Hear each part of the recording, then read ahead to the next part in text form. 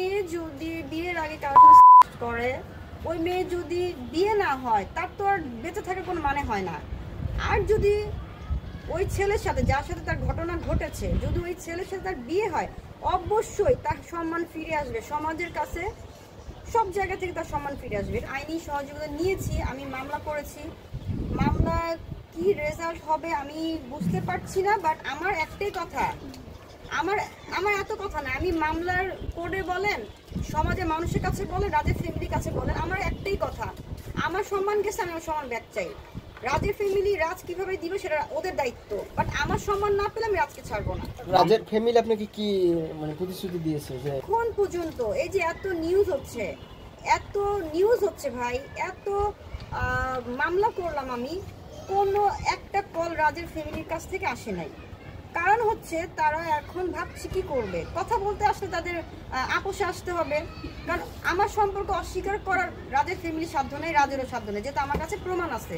রাজের ফ্যামিলিকে আমি যতই বলি না কেন, রাজের ফ্যামিলি কিন্তু জানে আমি হিন্দু হতে চেয়েছি, এরপর তারা হ্যাপি না। কারণ বিয়ে রাজের সাথে আমার বিয়ে তারা মানতেই পারছে না।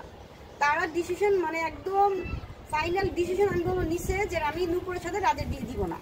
তখন আমার কথা হচ্ছে রাজের ফ্যামিলিকে আমি বলবো, যদি আপনারা ভাবেন যে নূপুরের সাথে রাজের বিয়ে দিব না, যদি বিয়ে না দেন ভালো কথা, কিন্তু আপনার ছেলে যে আমার লাইফে 2টা মাস সময় নিছে, আমার সম্মান নিছে, আমার ভালোবাসা নিছে, সেগুলো আমাকে ব্যাক দিতে হবে।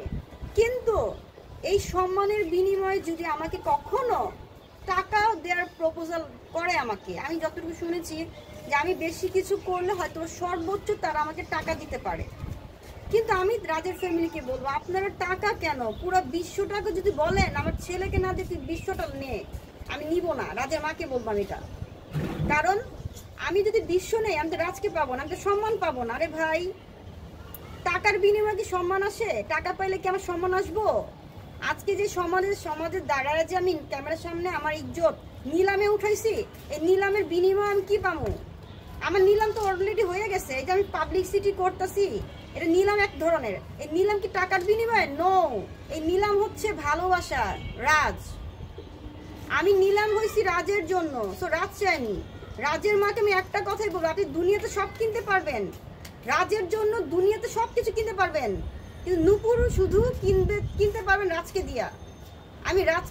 আমি বিক্রি হবো রাজের জন্য, রাজকে চাই।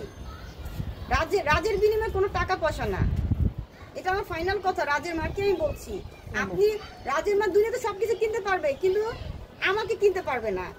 আমার সম্মান যত পর্যন্ত আপনি এবং আপনার ছেলে ব্যাগ না দিবেন, তত পর্যন্ত আমি আপনার ছেলের জীবনে থাকবো। আমি সাংবাদিক ভাইরা আছে, ভাইরা আমার জন্য এলাভ, আমাকে নিয়ে তারা যে কাজ করতেছে, আমার ঘটনা নিয়ে যে তারা নিউজ করছে, পাবলিককে জানাচ্ছে রাজের ফ্যামিলি কতটা জেন্টেল, রাজ কতটা জেন্টেল, আমার সাথে কি ঘটনা ঘটেছে, এই যে প্রচার করতেছে সাংবাদিকরা, এটা আমার জন্য ইম্পর্টেন্ট।